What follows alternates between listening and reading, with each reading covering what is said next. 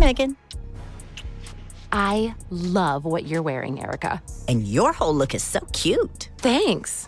Park County Police Station, what's your emergency? Yeah, the neighbors across the street are setting off fireworks and it's 10:30 at night. Oh, is it the Prince of Canada and his wife who just want to be left alone?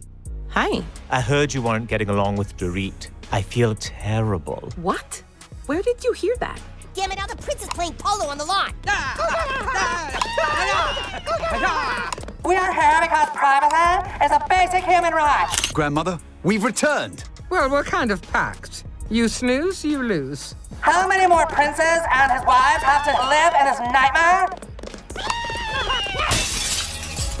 Can you believe it? They actually went there. Yup, Trey Parker and Matt Stone just pulled the trigger again. Just when it seemed like the chaos was cooling off, just when Meghan and Harry were trying to piece their brand back together in peace, boom! South Park wasn't done. Oh no, not even close. You thought the worldwide privacy tour was the last dig. Think again. This isn't a lazy sequel or some fan service Easter egg. This is an all-out, gloves-off, full-blown takedown. Leaks are spilling everywhere, and they're saying this new South Park episode isn't just mean, it's savage, calculated, brutal. And get this, it's all centered on, you guessed it, those all too familiar cartoon royals. Meghan and Harry are back on screen, and this time, it's personal. We just want to be normal people. All this attention is so hard.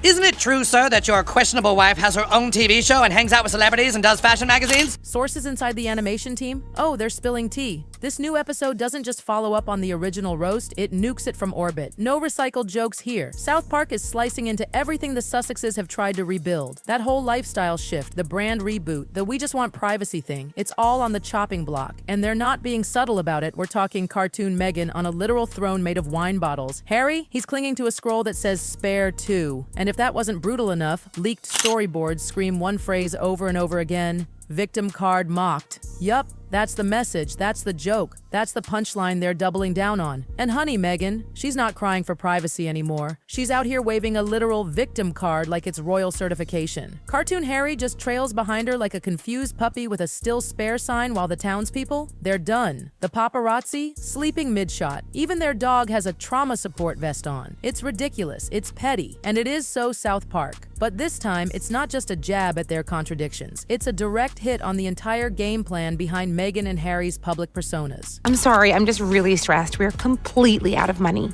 Maybe it's time we dip into your fortune from Suits. There is no fortune from Suits. You know what South Park's saying with all this? What everyone's been whispering since the Netflix doc, since Spare hit the shelves, since Spotify cut ties. It's not about resilience. It's about repetition. This whole Meghan and Harry narrative isn't growing. It's looping. And the only way it keeps working is if the world just keeps feeling sorry for them, and South Park sees right through it. They didn't back off when the jokes started aging. They sharpened the blade. They watched the pastel branding, the rosé launches, the self-empowerment TED Talk vibes, and they went, oh, no, we're going in hard. And guess what? It's landing, because while the Sussexes dodged one media firestorm, this one's locked, loaded, and aiming straight at the heart of their self-built empire. And that victim card? Center stage, baby. But that's just where it starts. This time, South Park isn't poking at personalities. They're going after the entire playbook. The whole misunderstood martyr shtick, it's getting ripped to shreds, live on screen. Insiders confirmed, the entire gag revolves around the Sussexes and their endless, almost performative use of the victim narrative. And girl, it is not pretty.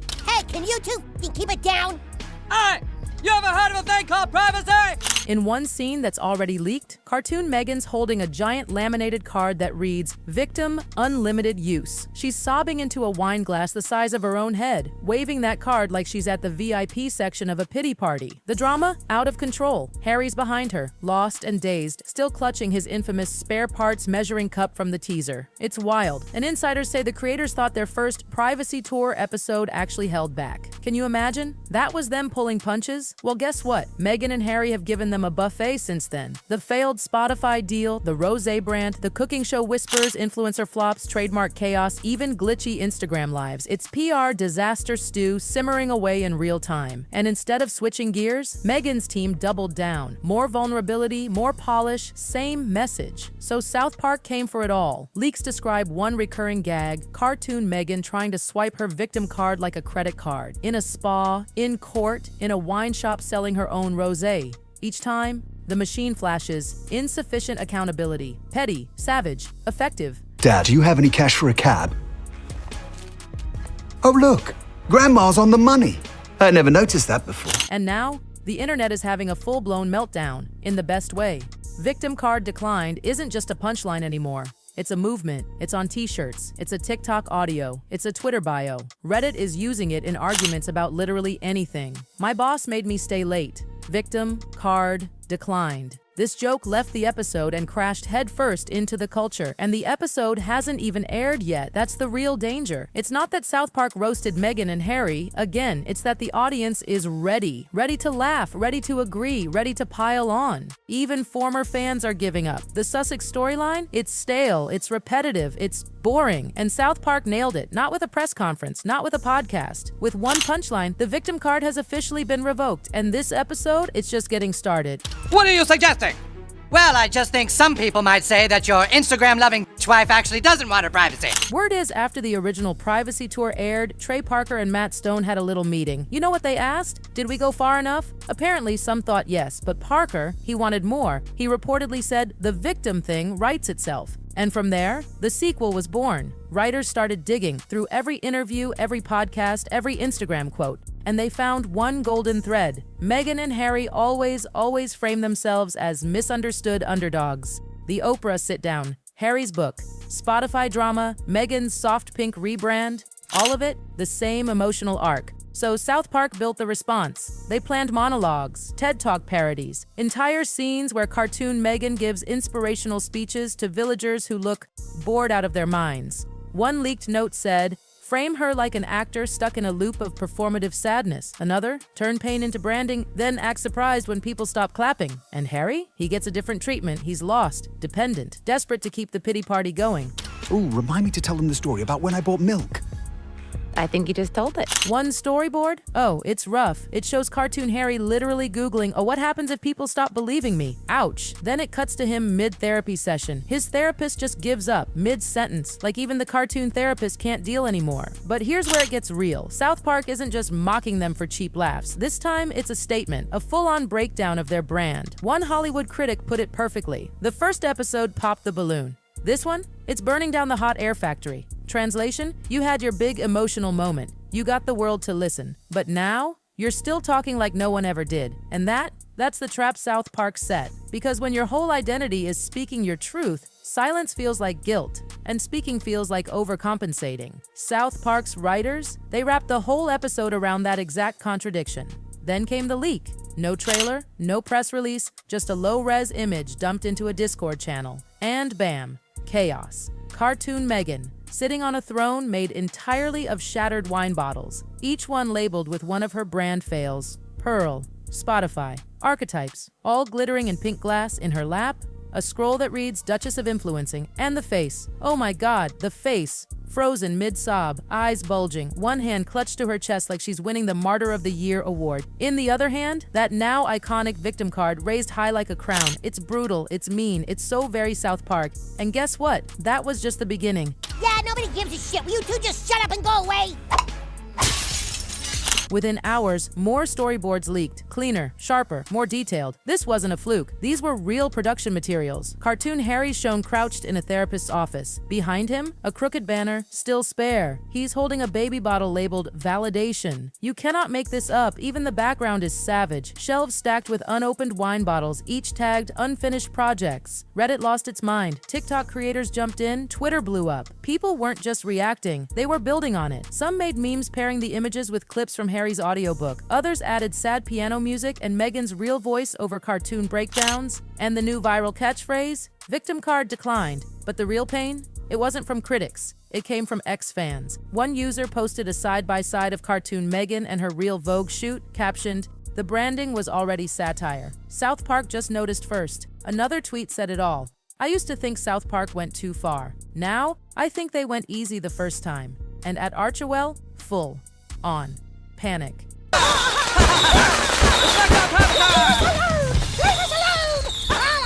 An insider called it a Category 2 containment alert. That's internal lingo for, this isn't just embarrassing, this is a reputational disaster. Legal teams were looped in. PR consultants reactivated. Meghan's comms director had to cancel a media strategy weekend. She reportedly said, "The cartoon's about to air and we're still trying to stop Act 1. let that sink in, because what really freaked them out? These weren't teaser stills. They were entire storyboard sequences. Act 1, Scene 14, with character guides and timestamps. If that much was already out, how much worse was coming? Slack channels blew up, time zones collapsed. One staffer allegedly called it worse than the Spotify collapse, worse than South Park's first shot, worse than Oprah. The mood, not just chaotic, desperate. How dare you, sir? My Instagram-loving wife has always wanted her privacy! And Meghan, oh, she was livid. The second she saw those images, wine throne, gold scroll, victim card, she said one word, again, but not confused, furious. And the soundbite sweeping the internet? Cartoon Meghan sobbing with a card that says, trauma points redeemable at checkout. Inside Archewell, the question wasn't, how do we stop this? It was, how do we survive the episode? Hi, I'm Meghan Markle, And I'm Harry.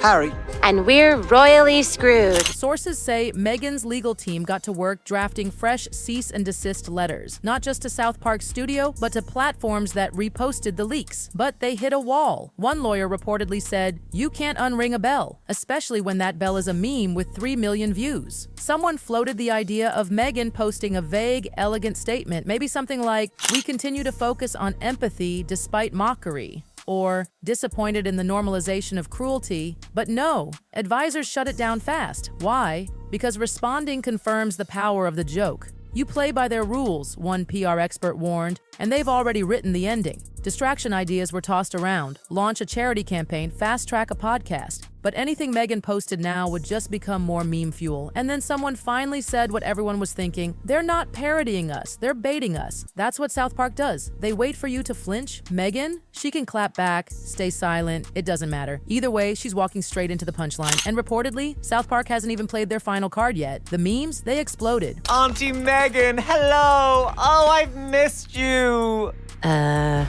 Reddit was already making 5-part theories. One got over 40,000 upvotes, saying Meghan's branding strategy relies on soft power, controlled narratives, and emotional relatability. And South Park? It nuked all 3 in 4 storyboard frames. The final line? The Duchess tried to trademark empathy. South Park trademarked irony first. Twitter? Brutal. You've lost control, and Meghan and Harry couldn't stop it. And just when Meghan's team thought it couldn't get any worse, oh, it did. Word is, South Park saw it all coming. The chaos, the panic, the flailing PR, they knew. And while Meghan's camp scrambled to put out fires, Harry, he reportedly went silent. And when nobody did, that's when it hit him. They're not just being laughed at, they're being left behind. The days that followed, sources say Harry walked their Montecito estate for hours, headphones in, phone in hand, team Zooms, skipped, texts ignored, and things were only getting louder because once the memes hit, once the victim card tag went mainstream, it wasn't just South Park dragging them anymore. It was everyone. One TikTok creator faked a fragrance ad. Victim number 5 smells like betrayal and barely aged rosé. 5 million views in a day. Late night hosts, oh, they feasted. Jimmy Kimmel. Meghan's rosé has notes of performative sadness with a strong aftertaste of self-importance. And next time, it might not be a wine bottle thrown, it might be something worse, because at this point, this isn't just mockery, this is their legacy being rewritten. So what do you think? Can Meghan and Harry come back from this, or is the victim card finally expired for good? Drop your thoughts below, like, subscribe, and don't blink, because what's coming next? You won't believe it.